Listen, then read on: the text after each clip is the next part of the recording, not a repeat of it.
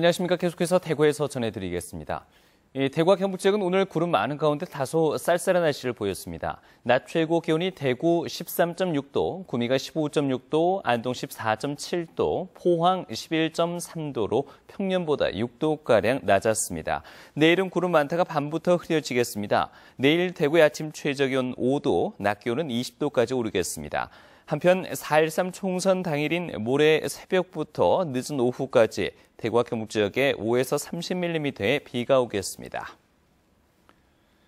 정신병원에 입원 중이던 환자가 많이 다쳐서 수술을 받는 일이 일어났습니다. 피해자와 보호자는 병원에서 폭행이 있었다고 주장하며 경찰에 신고했습니다.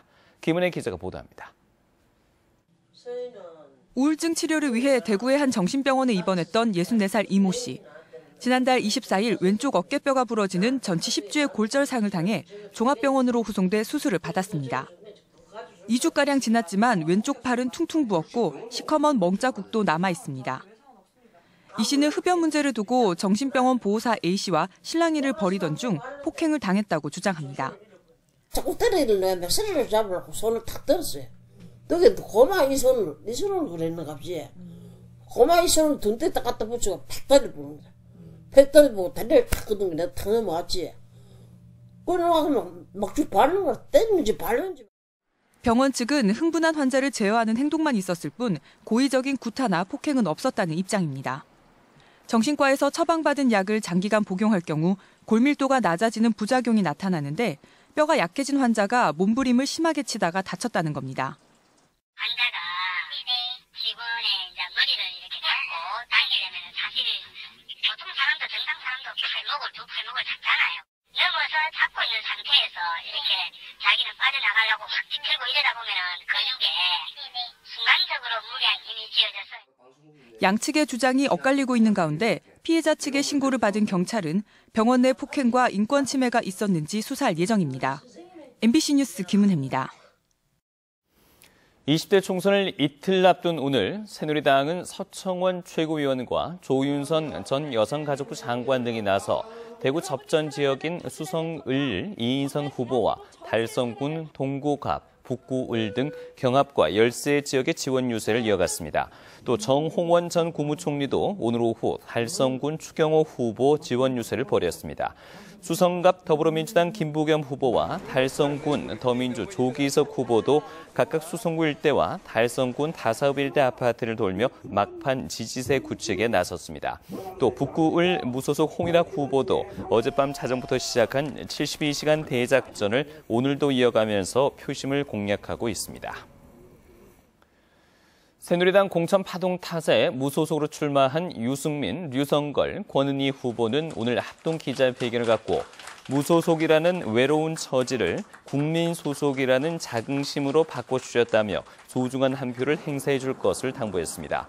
한편 유승민 후보는 과거 전례 비춰봤을 때 복당에 문제가 없을 것이라는 입장을 재확인했고 전당대회 당권 경쟁 여부에는 총선 후 입장을 밝히겠다고 말했습니다. 달성 군지역 노동자 1,700여 명이 오늘 4.13 총선에 무소속으로 출마한 조정훈 후보 지지를 선언했습니다. 달성군 논공공단 금속노조 8개 지회와 학교 비정규직 노조 대구지부 등 12개 지부와 지회 소속 노동자 1,700여 명은 민주노총의 공식 후보로 출마한 조정훈 후보가 노동계약에 맞서 싸울 유일한 후보라며 지지 이유를 밝혔습니다. 글로벌 시대를 맞아 자치단체 간의 국제교류가 활발한 가운데 안동시가 중국 산동성 제남시에 안동관을 설치합니다. 제남시가 먼저 제안한 것으로 이 안동시의 브랜드 가치가 그만큼 높아졌음을 보여주고 있습니다. 조동진 기자의 보도입니다. 안동시는 추로 지향의 고장이라고 불릴 정도로 세계에서 유학의 원형이 가장 잘 보존된 지역입니다. 곡부시와 추성시 등 공저와 맹자의 고향이 있는 산동성은 중국 중원 문화의 발상지로 산동성의 성도가 바로 제남시입니다. 이 중국 제남시가 한국 유교 문화의 성지 안동시에 먼저 손을 내밀고 안동시 브랜드 전시센터, 즉 안동관 설치를 제안했습니다. 안동관에는 도산성과 하회마을 등의 유교문화 전시와 향토 음식, 우수 농특산품이 전시됩니다. 또 안동의 고택을 비롯한 숙박업소와 투자 유치 사업 등이 실물과 사진 전시, 동영상으로 소개됩니다. 안동 홍보와 함께 요코 유치센터로서 활용되는 등 유교 문화를 바탕으로 두 도시가 본격적인 교류에 나서게 됩니다. 유교 사상을 가장 모범적으로 실천하고 있는 우리 안동이 최근 들어서 중국의 제남, 정주시 등 중국으로부터 크게 주목을 받고 있어서 앞으로 중국과의 교류를 더욱 확대해 나갈 방침입니다. 안동시는 이달 중 지역의 관련 업체와 함께 제남시를 방문해 구체적인 추진 내용을 협의할 계획입니다.